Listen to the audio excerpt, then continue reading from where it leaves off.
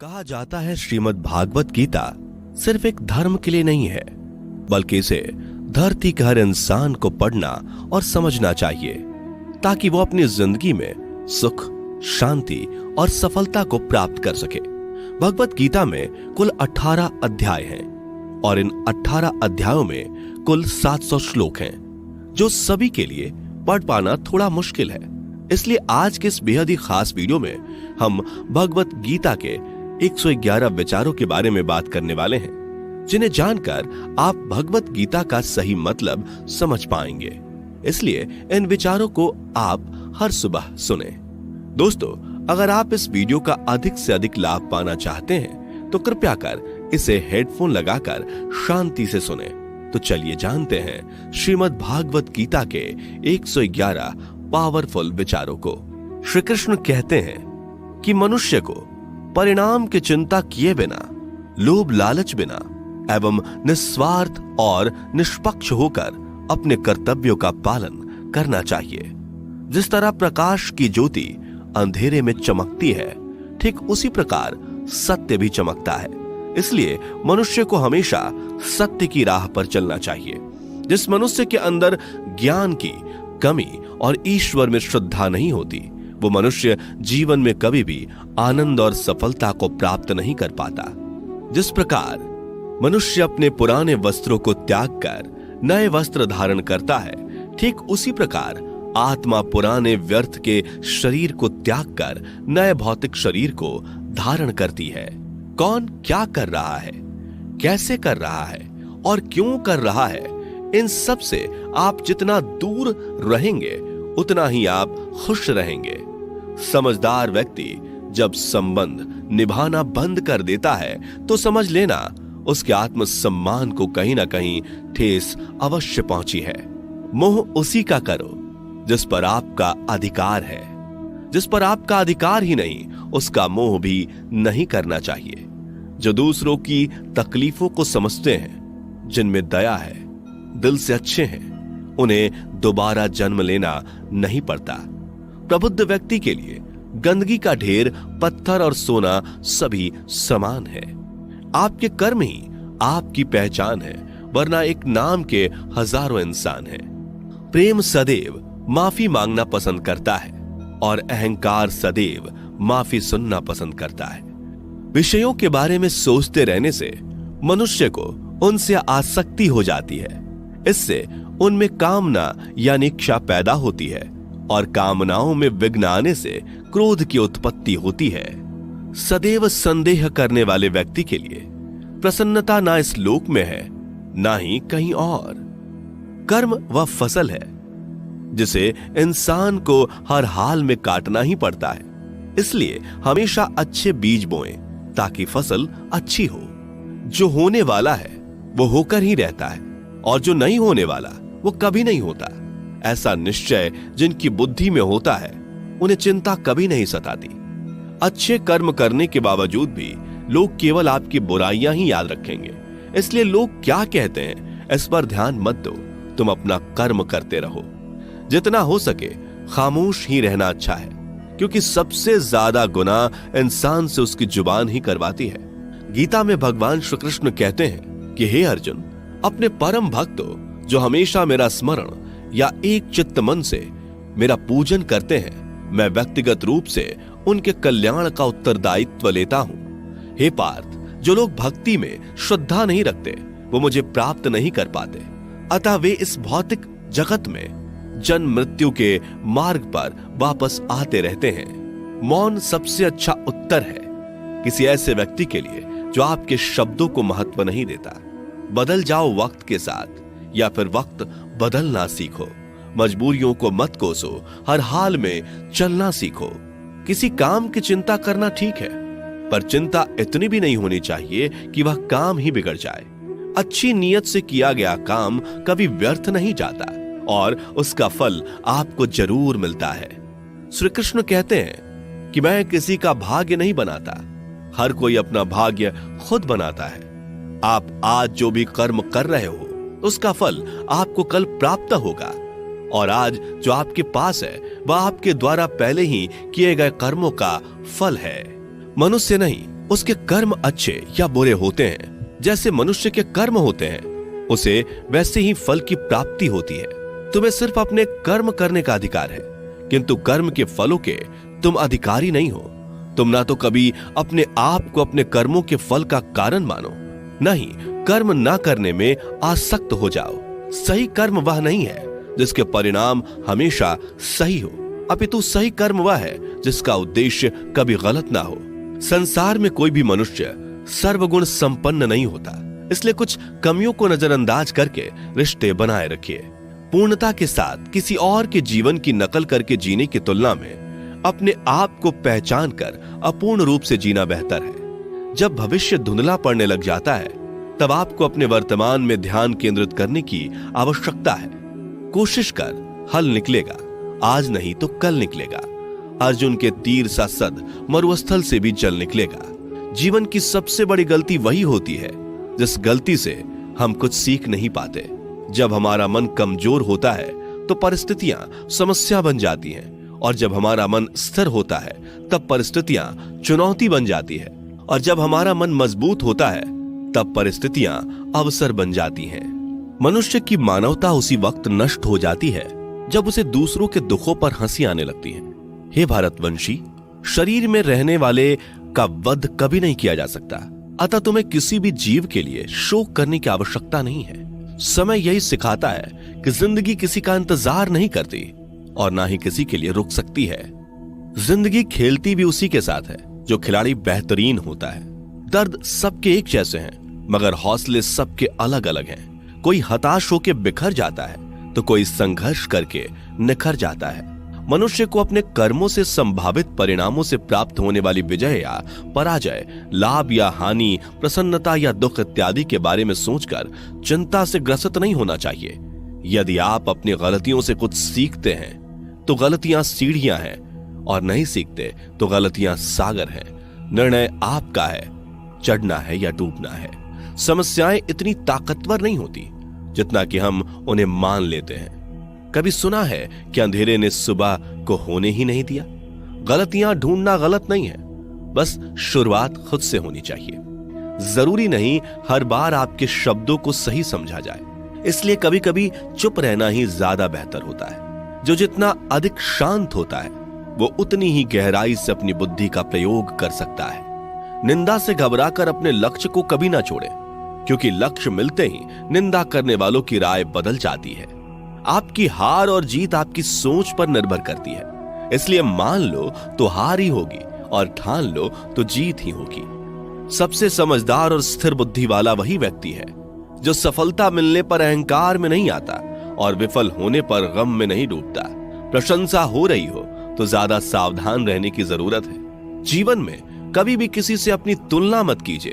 आप जैसे हैं सर्वश्रेष्ठ हैं। मनुष्य अपने विश्वास से निर्मित होता है। जैसा वो विश्वास करता है वैसा वो बन जाता है। जिसने मन को जीत लिया उसके लिए मन सर्वश्रेष्ठ मित्र है, किंतु जो ऐसा नहीं कर पाया उसके लिए उसका मन उसका सबसे बड़ा शत्रु बन जाता है। नकारात्मक विचारों का आना तय है, परंतु यह आप पर निर्भर करता है कि आप उन्हें कितना महत्व देते हैं। हमेशा याद रखना, बेहतरीन दिनों के लिए बुरे दिनों से लड़ना पड़ता है।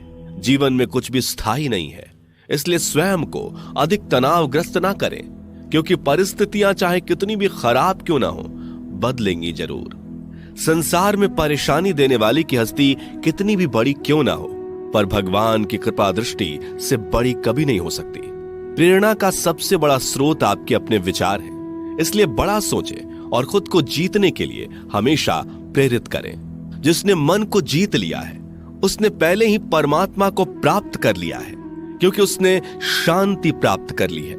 ऐसे मनुष्य के लिए सुख दुख, सर्दी गर्मी और मान अपमान एक जैसे होते हैं। मुश्किलें केवल बेहतरीन लोगों के हिस्से में ही आती हैं, क्योंकि वही लोग उसे बेहतरीन तरीके से अंजाम देने की काबिलियत रखते हैं। कोई कुछ भी कहे, बस अपने आप को शांत रखो, क्योंकि सूरज कितना भी तेज क्यों ना हो, समुद्र सूखता नहीं है।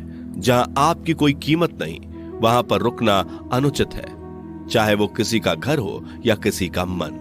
जब कोई हाथ और साथ दोनों ही छोड़ देता है तब कुदरत कोई ना कोई उंगली पकड़ने वाला भेज देता है। उन्हीं का नाम कान्हा है।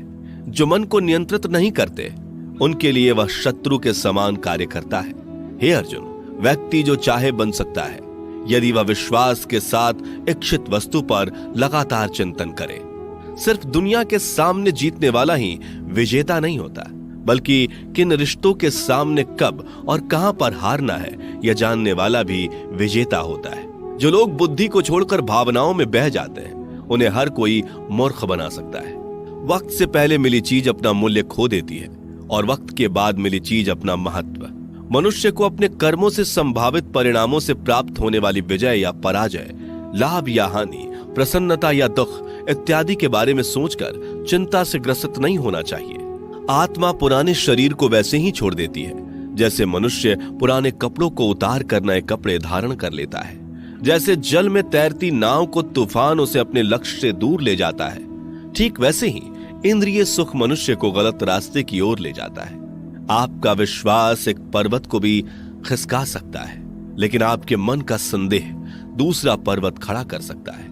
हमारा खुद पर विश्वास होना बहुत ही जरूरी है, क्योंकि हम अपने रास्ते पर खुद चलते हैं। वक्त कभी भी एक जैसा नहीं रहता। उन्हें भी रोना पड़ता है जो बेवजह दूसरों को रुलाते हैं। अपनी इच्छा शक्ति के माध्यम से अपने आप को नई आकृति प्रदान करें। कभी भी स्वयं को अपनी आत्म इच्छा से अपमानित ना करें। इच्छा एकमात्र स्वयं का मित्र होता है और इच्छा ही एकमात्र स्वयं का शत्रु भी। अपनी पीड़ा के लिए संसार को दोष मत दीजिए। अपने मन को समझाओ। तुम्हारे मन का परिवर्तन ही तुम्हारे दुखों का अंत है। खुद को कमजोर कभी नहीं समझना चाहिए। अगर आप गिरते हो तो उठने का प्रयास करो, लड़ो, पूरी निष्ठा से अपना कर्तव्य, अपना कर्म निभाओ। बाकी सब मुझ पर छोड़ दो। हो सकता है हर दिन अच्छा ना हो, लेकिन हर दिन में कुछ अच्छा जरूर होता है। धैर्य रखिए। कभी कभी आपको जीवन में सबसे अच्छा पाने के लिए सबसे बुरे दौर से गुजरना पड़ता है। रोना बंद करो।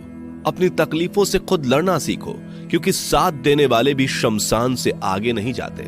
समय जब न्याय करता है तब गवाहों की आवश्यकता नहीं पड़ती है। एक उपहार तभी असली और पवित्र है जब वह हृदय से किसी सही व्यक्ति को सही समय और सही जगह पर दिया जाए, और जब उपहार देने वाले व्यक्ति के दिल में उस उपहार के बदले कुछ पाने की उम्मीद ना हो। सुंदरता आपके दृष्टिकोण में होती है।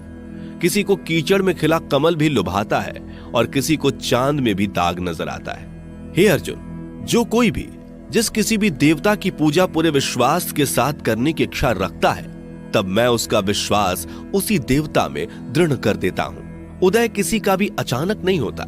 सूर्य भी धीरे धीरे निकलता है और ऊपर चढ़ता है। धैर्य और तपस्या जिसमें है वही संसार को प्रकाशित कर सकता है।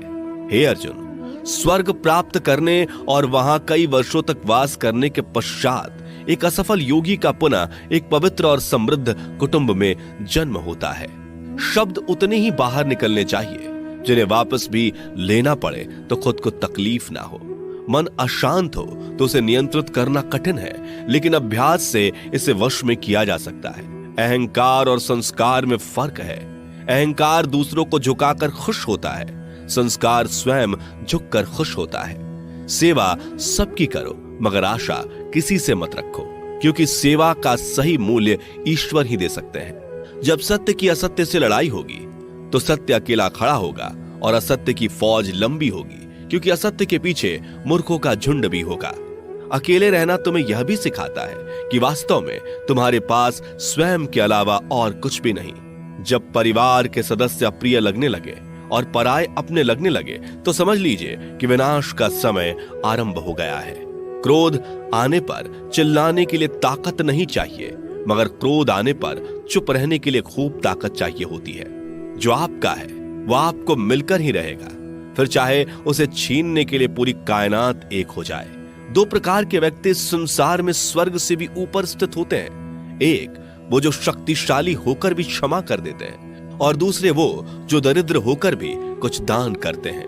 प्रेम शरीर या सुंदरता को देखकर नहीं होता, प्रेम हृदय से होता है। जहां दो हृदय मिल जाएं, वहीं प्रेम जन्म लेता है। किसी भी व्यक्ति को अच्छे से जाने बिना दूसरे की बातें सुनकर उसके प्रति कोई धारणा बना लेना मूर्खता है। अगर साफ नियत से मांगा जाए तो ईश्वर नसीब से बढ़कर देता है। जो हुआ वह अच्छा हुआ, जो हो रहा है वह अच्छा हो रहा है, जो होगा वो भी अच्छा ही होगा। मेरा, तेरा, छोटा, बड़ा, अपना, पराया मन से मिटा दो, फिर सब तुम्हारा है और तुम सबके हो। जब भी विनाश होने का प्रारंभ होता है, शुरुआत वाणी के संयम खोने से होती है। जीवन में सब कुछ खत्म होने जैसा कुछ भी नहीं होता। हमेशा एक नई शुरुआत हमारा इंतजार कर रही होती है। जीवन में यदि खुश रहना है तो अधिक ध्यान उस चीज पर दें जो आपके पास है, उस चीज पर नहीं जो दूसरों के पास है।